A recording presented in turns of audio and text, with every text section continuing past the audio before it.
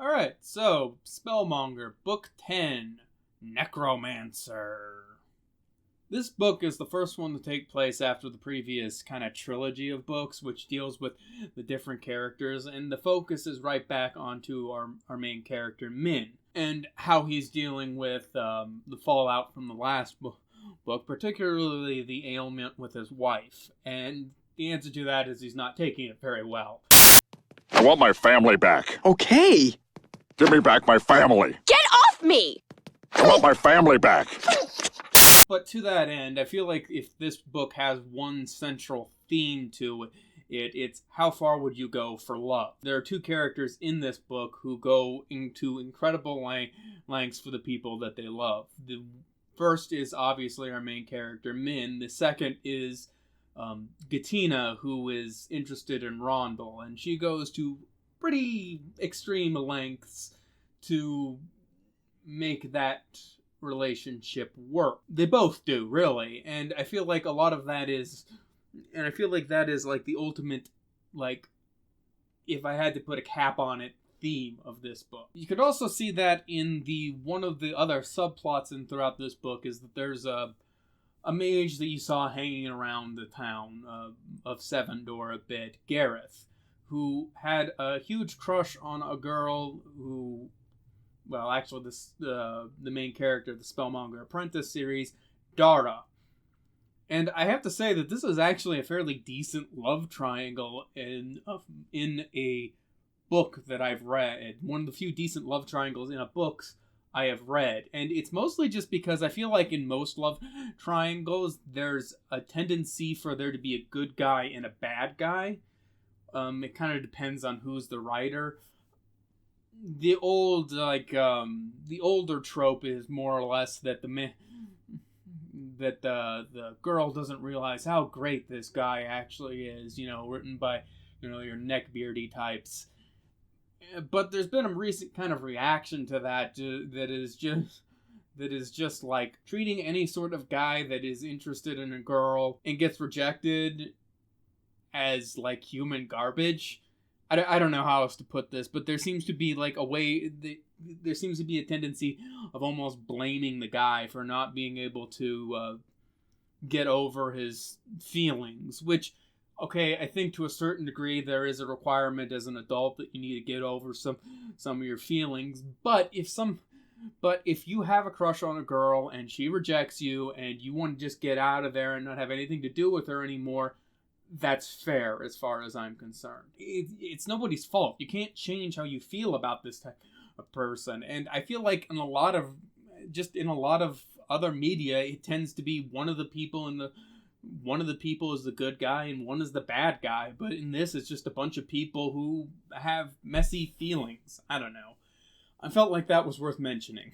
So, yeah, I feel like if this book has a theme, it's how far you go for love. One of the more important plot points, I would say, in this book is that the gods kind of finally reveal themselves. There's a visitation by the Duke Tavard in this to Sevendor for a while, and the gods take that initiative to come forward and say, yeah, we're around, which comes as a huge shock to some people. And again, I like that a lot of the gods tend to have this more of they feel like superhuman, not above human. I think I've said that before. But, you get that displayed here somewhat. Brigga and Ishi fight, and then Trig has to say, knock it off. Kind of what parents do, right? But, I'll love any scene that has Brigga in it. She's great. One of the other things I was noticing when I was reading through this series is that you can clearly tell that some of the words are descendant from modern English. Why did I have so much trouble saying that sentence? Like the importasta and natavia plants. It's like those are clearly descendants of imported and native. And I like that there's like that a little bit of like the recognition of how language changes over time. It's no Lord of the Rings, but it's pretty good. But yeah, those are a few things.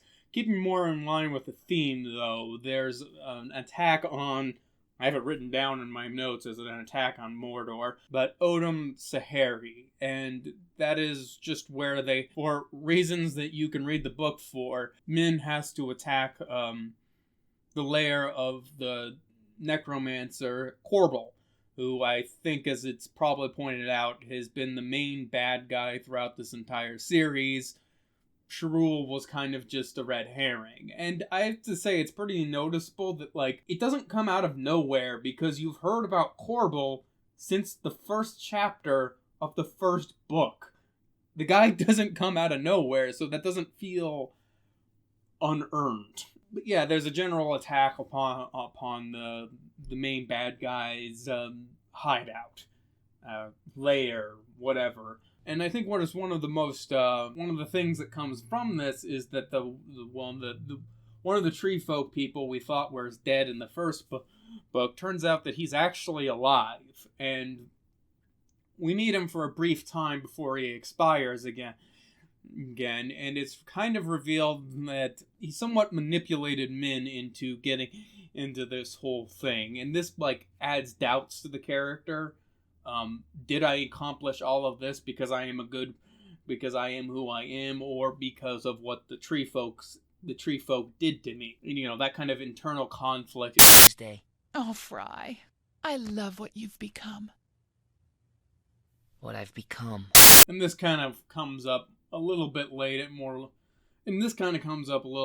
with the god Harris, the messenger god. So, you know, Hermes, basically. The entire kind of fig leaf justification for this whole attack, though, is to rescue the princess of the kingdom. Ends up being attributed to the Duke of the previous book, Court Mage, is the Duke who's in the previous book, Court Mage, Angwin. He ends up getting the credit for that. Has important plot points later, and I feel like it also, how do I say this, fits in the theme of how far would you go for love. And since I'm talking about the royal family, one of the things I like about this is that there's a tendency sometimes that writers can fall into where they'll like make they'll make it a stereotype representative of every type of person. It's sometimes called like a planet of hats. Whereas I think the reaction to that sort of thing tends to be a bit too harsh. Anything where somebody says, yeah, people tend to act a little bit more like this group of people tends to act this way and this group tends to act this way. People are going to jump down your throats about sexism or racism or whatever. What actually bulwarks against that is making sure that there might be a stereotype, but not that everyone is a stereotype. This is just a long-winded way of saying I like that Rod is the more nurturing person in the royal family. The queen is very dispassionate and kind of cold, and Rod has more of a nurturing presence. And I don't know, I just kind of liked that even amongst the highest, you know, of the realm, that there can be that kind of flip on what you would consider standard gender roles. And since I'm talking about this, one of the other things I think I've liked about this series is that whereas it is a medieval society and does have those kind of standard gender roles that you would expect from a medieval society, when something else is being selected for, those gender roles seem to almost evaporate. Meaning that Rhaegyra is what selects for mages, so there doesn't tend to be as much of a difference between male mages and female mages in this world. It's like the head of the medicinal order is like a guy, and you know that's in a feudal society that would be typically something you would expect of women. You know, even the gods in this society that are mostly so focused around healing are female. And the head of the architectural order, Carmilla, is female. And I like that kind of shows that once you're selecting for different things, that gender roles can kind of even out. Or maybe that was unintentional and it just happened to be a coincidence, but hey, I choose to interpret it this way. But yeah, well, all of this is going on, and Angwin is using subtlety to strike out their true enemy and be incredibly effective. His cousin, technically, I guess, Tavard as a doomed adventure in Maiden's Pool, which I like that this is like between the two major ducal characters that we get to see. The difference between them is that Tavard tends to fail because he tries to brute force everything. He tries to get everyone to do what he wants because he's Prince. Or he tries to conquer an area by, just brute forcing his way through and not necessarily doing something that's effective. And this is why Tavard tends to be kind of a shitty leader, for lack of a better term. He's not very subtle. He doesn't know how to apply power correctly. He tends to just brute force his way through things, whereas Angwin has been learning for a while that he has to be subtle about this type of thing. He can't just brute force things. He can't just say, well, I'm Duke and you have to listen to me. You have to give people a reason to want to listen to you. And I feel like that's a good... this guy fails because he constantly tries to act in a way that is detrimental to actual leadership, whereas this person succeeds because they've learned these lessons. That's like a common thing you have. Usually it's between the villain and the hero, but these are just, kind of side characters. Speaking of heroes, and I don't know why it took me this long to notice, Sire K, the Casterland for Sevendor, and a character that's been with us since the beginning, he kind of exists as the chivalric paragon of this series. A paragon is just a character that embodies a certain ideal very well.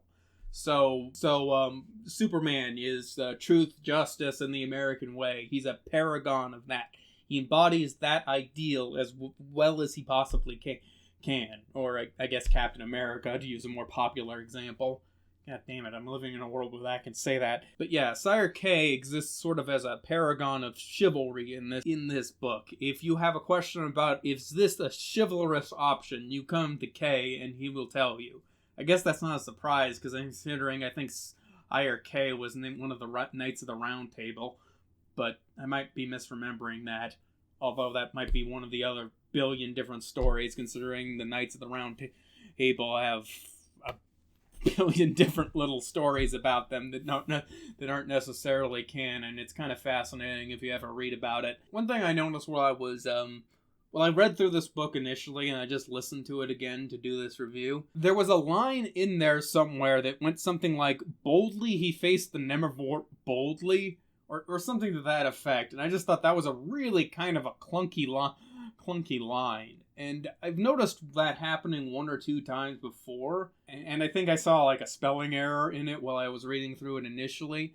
But I have to say this. I would prefer an oddly delivered line and a spelling error every now and then with an author that actually puts out books compared to somebody who takes 3 years between every installment. I understand that some authors can be huge perfectionists, but I think that's as big a detriment as being kind of a slob. See, you're no better than me, George R.R. Martin.